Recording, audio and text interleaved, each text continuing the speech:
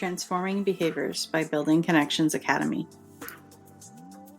There's about 1 million books on the market right now that will tell you the best tools in order to transform your child's behavior. Sometimes they leave parents feeling overwhelmed. The recipe they're offering is too complicated for the average parent to apply immediately. In this training, you will learn simple techniques that you can apply immediately into your daily routine for better outcomes. The place you're going to start first is figuring out what your non-negotiables are.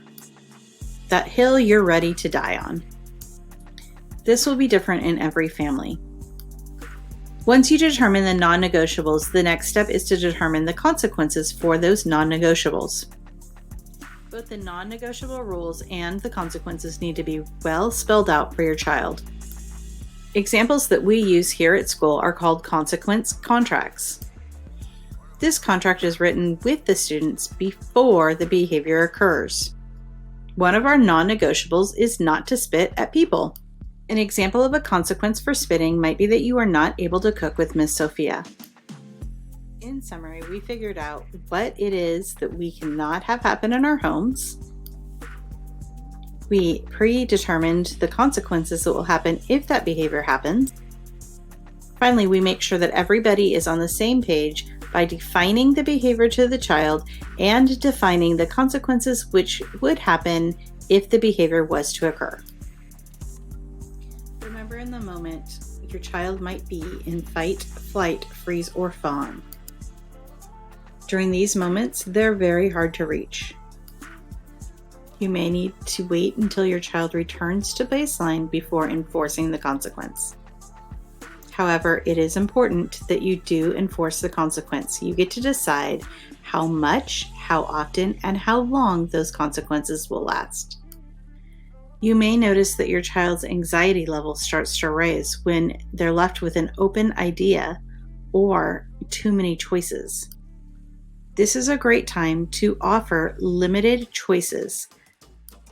Offering choice limits their anxiety, reduces their frustration, will absolutely help them stay out of fight, flight, freeze, or fawn.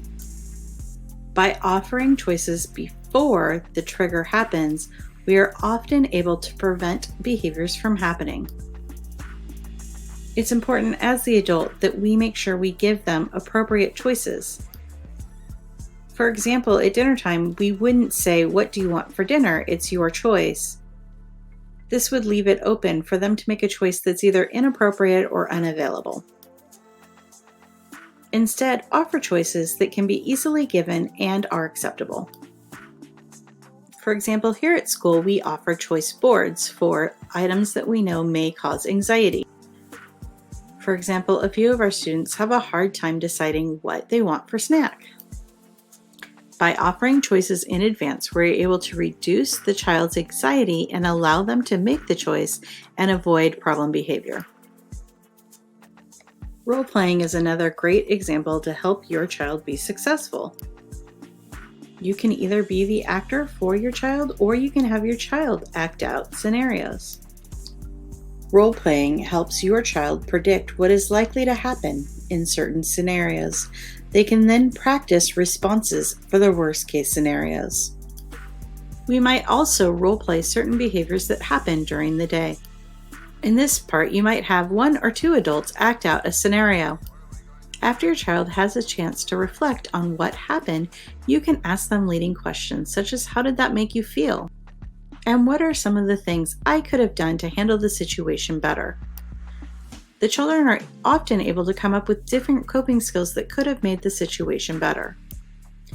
Finally, you can use this example and the reflections to apply it to something that they may have done.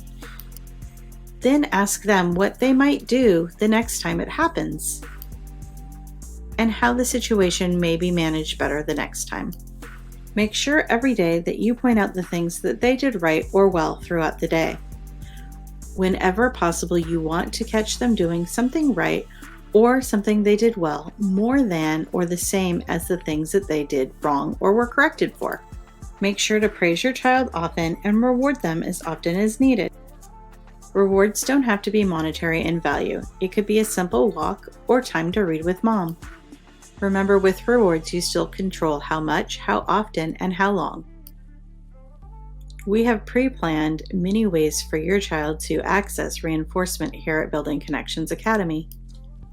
Examples of this may include behavior bingo, their point sheets, as well as our tree full of clover. In addition, we include verbal praise and other opportunities for your child to be rewarded throughout the day.